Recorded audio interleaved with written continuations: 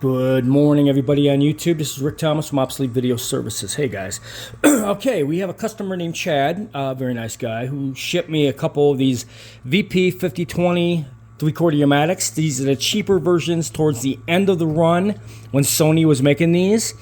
They're okay machines to get you by when you're trying to do some digital transfers to digital files or whatever you're doing. But these are the cheaper models that were made towards the very end, the 5020s. Both of these have been serviced, all belts, lubrication, and everything else. This one had a bad capstan motor and a bad capstan roller, so I had to fix all that. And like I said, guys, I keep plenty of parts from previous machines because you never know when you're going to need them. So I keep some stuff up on my shelf, and usually I'll have the part that I'll need if I'm sifting through things and trying to find something I need to fix one of these 3/4 Umatics. I get more call for 3/4 Umatic repairs probably than any video deck that I do. So I do have an awful lot on hand sometimes on parts and various different things. But anyways, these two machines have been sitting a very long time, and they were gooed up, sticky, transport's not moving. I had to re-grease and lubricate everything on these. New belts, alignments, some broken parts on this one was fixed. This one wasn't as bad. I had to fix the loading carriage and all the rest of it on this one. Loading carriage on this one wasn't bad.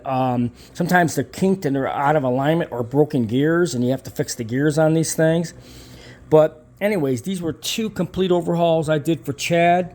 I'm sure he's probably watching. He's probably a subscriber to my YouTube channel. We got these suckers up and running for him. I think he's going to be very happy. No, these things were not working whatsoever when they got here. I had to do a complete overhaul on both of these.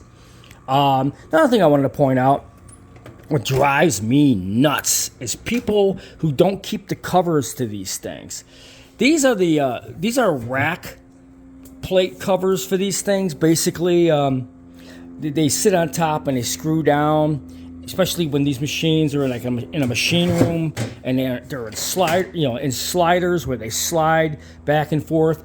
These covers are put on here to keep the sensors from going crazy and somewhat keep them clean, but they don't do a very good job. But these were rack mount covers for these 3/4 Umatics. I just get so frustrated with the people who ship me machines, and I get some of the dirtiest, grungiest machines ever, because they don't have their covers. All right, if you want something repaired and you have decks like these, please make sure the machines are clean, and if they have covers, they power up. Don't just send me your junk, because I get people who send me junk that's so far gone from sitting for 20 years, no covers, 10 inches of dirt, gook, and everything else in these things. They don't power up. I mean, it's like a no-win scenario on some of these decks that I get. And, you're talking lots of money to fix some of these decks that are really, really far gone. We do not have circuit boards for these guys, just to let you know. I could do all the mechanics and all that, but as far as the circuit boards, if they're bad, I do not have replacements. There's too many of these decks that were made, and that's something I just don't have replacements for. Usually you could probably fix a board if it's a minor little thing, but a lot of this stuff is either cracked boards from people in shipping or dropping them or that type of thing, and you just can't fix them. So anyways, we do service these decks. I got these all done for Chad. I thought he'd be very happy with this. These decks were kind of a mess. They are working fine now. As you can see, this one here unloads. This one here goes into the play position as well. Just a lot of lubrication, just a lot of steps you got to take on these. It's not just putting on belts, people. That's not how these things are fixed. Even if you change all the rubber belts on these, which is a simple little thing, the mechanisms are going to start getting gooed up. They're going to start stopping, and you name it.